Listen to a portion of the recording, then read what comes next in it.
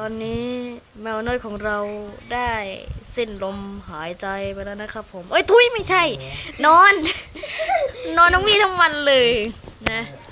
เพราะว่ามันอยู่ดึกมากเกินไปมันก็เลยหลับปุ๋ยไปเลยนะ ดับปุ๋ยมาดูตัวมันเลยดีกว่าว่ามันจะเป็นยังไงนะอย่าตื่นนะ อย่าตื่น โดนขด ห้ามดึงออกผมมันเหยียบไปเยอะผ้าไม่ได้สิ้นลม จ จริงๆแล้วมันหลับอยู่ ริงๆแล้วมันหลับ หลับได้หลับดีเนาะไอต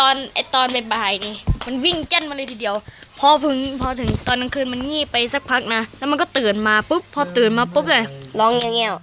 ไม่ร้องนะ ยังไง เขาป้อนนมเสร็จเนี่ยมันนั่งอยู่เฉยๆอ่ะมันนั่งอยู่เฉยๆแววตาแบบตาโตมากเลยมันแบบไม่ง่วงอ่ะแต่พอตื่นเช้ามามัน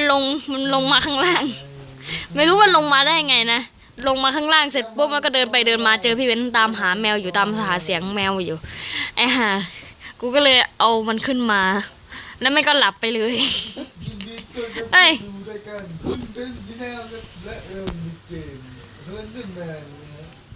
จับดูหน้ามันจิตาเต็มเลยเดี๋ยวมึงตายจริงป่ะเนี่ยเดี๋ยวมึงตายป่ะเนี่ยไอ้ตกเตียง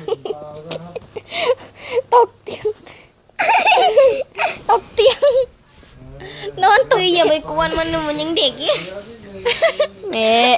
ตกเตียงตกจากบัลลังก์ไม่มีเสียงอะไรลูก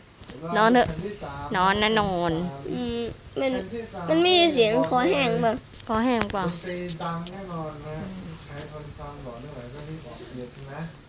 มันเป็นอย่างนี้ทุกตัวถ้าเกิดอย่าเกาคอมันเลยอยู่ที่เดี๋ยวมันแบบยังไงแบบอ่อนแรงลมเอฟเลยลมเอฟเลยไม่ดีเดี๋ยวถ่ายอย่าถ่ายเห็นหน้ากูกันนะแน่อย่างเงี้ยจริงๆแมวไม่ได้ตัวใหญ่นะคือว่าตัวจริงมันเล็กมากเลย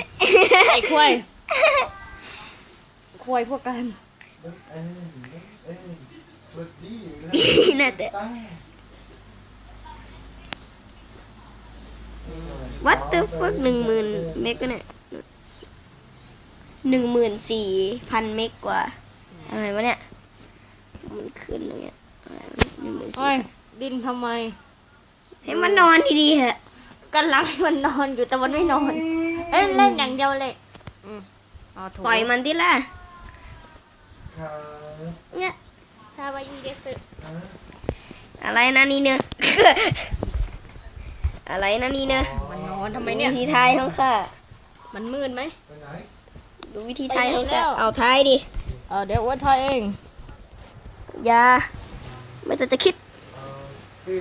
มันอยู่ข้างหลังมึงนั่นแหละตอนนี้มันจะตกเตียงมึงแบนมันแบนแล้วมันแบนซะเมื่อไหร่ล่ะฮะนอนที่เดิมเลยอย่าเกาะได้ไหมเนี่ยมันบังคับเล็บตัวเองไม่ได้นอนอย่างนี้อย่างนี้ก็ได้หลับเถอะนะตีดิงนอนอย่างนี้แหละกัดแม่งเลยกัดนิ้วแม่งเลยนอนท่าเท่นอนอย่างนี้สบายสุดเลยอินดี้อะไปเอาขวดนมมาดิสัตว์ทำไมไอ้ห่ามันจะกินกูไงนะมันจะกินไหมกัดไหมมันกล้ากัดไหม